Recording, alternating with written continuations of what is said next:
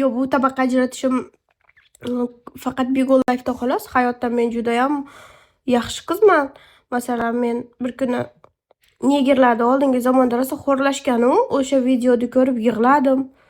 Nimaga dedim, insonmiz hammamiz. Nahotki insonni shunaqa tahqirlasa, inson insondan hazar qilsa deb Dubayga borganimda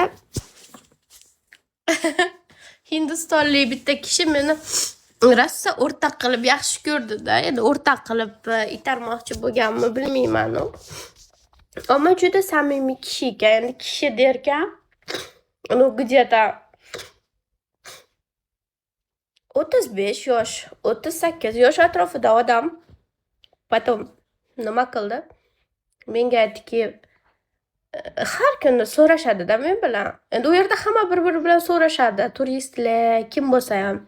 Tabiiy. Lekin men boshqa tarafga qarab turgan bo'lsam ham, oldimga kelib обязательно xonim deb so'rashib ketadi.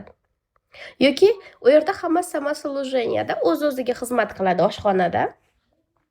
Завтракачкамizda и men o'zimga o'zim xizmat ko'rsataman desam, u menga qoshiqlab olib kelib beradi. Kofe xohlaysizmi dedi bir kun. Ha dedim. Keyin tayyorlab olib keldi. Xursand bo'ldim, конечно. U tем более u yerda ishchi emas, ish boshqaruvchi-da, menejer. O'zi meni как-то hurmat qilib olib kelib berdi-da. Men uni tilini tushunmayman, u meni tilimni tushunmaydi lekin. Ну, короче, ko'z kontaktka что-то и oramizda do'stlik paydo bo'lib qoldi. И xonalarni tozalaydigan bola bilan o'rtoq bo'lib oldim. Ano gastinsada beriladigan shampunlar bor-ku, mana bunaqa shampun, balzamlardan ko'pgina olib chiqib berdi. Uyingga olib ketasan deb o'g'irlab. И men uni oldim. Xudoga o'zi kechirsin. Olib keldim. Losyonlar berdi. Rosa menga mehribonchilik bilan qarashdi. O'sha odam o'sha kofeni stol ustiga qo'yayotganda men uni qo'llariga e'tibor bersam, qo'llari juda ham qora edi. Конечно, uni bokalni ichiga tiqqan emas qo'lini. Kofeni ichkim kelmasa. Voy, juda bir harom qiz ekanman. O'zimni kibrimni sindirish uchun bu shunchaki qo'lida ushlab kelgan. Nima bo'ladi? Ich deyapti. Ichkim kelmay, tipo hazar qilib, men oldingi zamonda meni ota-bobolarim ana oqsiylardan bo'lgan shekilli-da, o'sha qora tanlilarni moralniy ezganlar bo'ladi-yu. Men o'shalar avloddan bo'lsam kerak. Ichmadim pidaraslik qilib, jerkanib. Odamdan hazar qilarmi? Berdingizmi Harunga? Yo'q-e. Berolmay qoldim-da.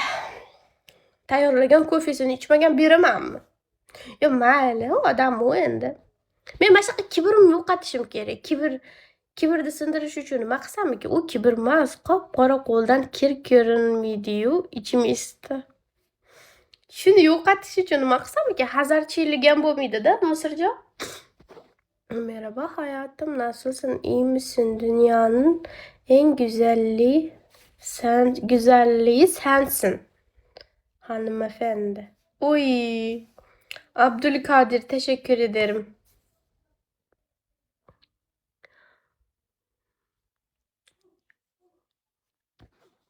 Grip misiniz? Yes. Yeah.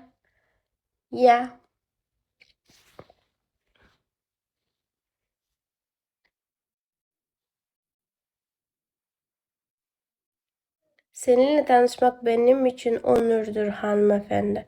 Ama ben seninle tanışmam. Sen çünkü çok yaşlısın. Güzel söylüyorsun ama yine de yaşlısın. Hem yaşlı hem fakir. Ay, özür dilerim. Oddiylik bo'lishi kerak. Men oddiy qizman. Menda umuman ortiqcha narsa yo'q. Men xarakterim oddiy emas faqat.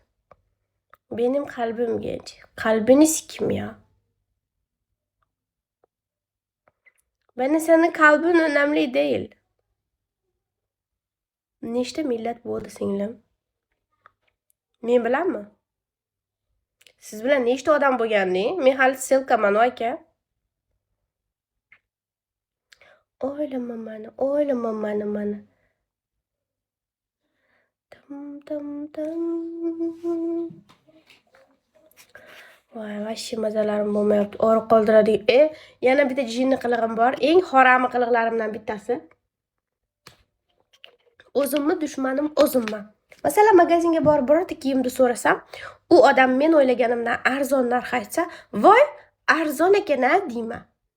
Keyingi narsani so'raganimda u odam menga qimmatroq narx aytadi va bu mening eng katta xatoyim. Masalan, men aptekadan dori sotib oldim. Men o'yladim, dorini 50 ming bo'lsa kerak, og'riq qoldiradigan dori dedim va 10 ming so'mga sotib oldim.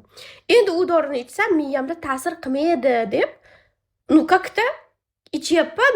Psixologiyada ixlos qilmaganim uchun u dolboyo'q dori menga ta'sir qilmayapti. Nima? Agar men shu dorini 50 mingga sotib olsam, u menga уже ta'sir qilishni boshlaydi.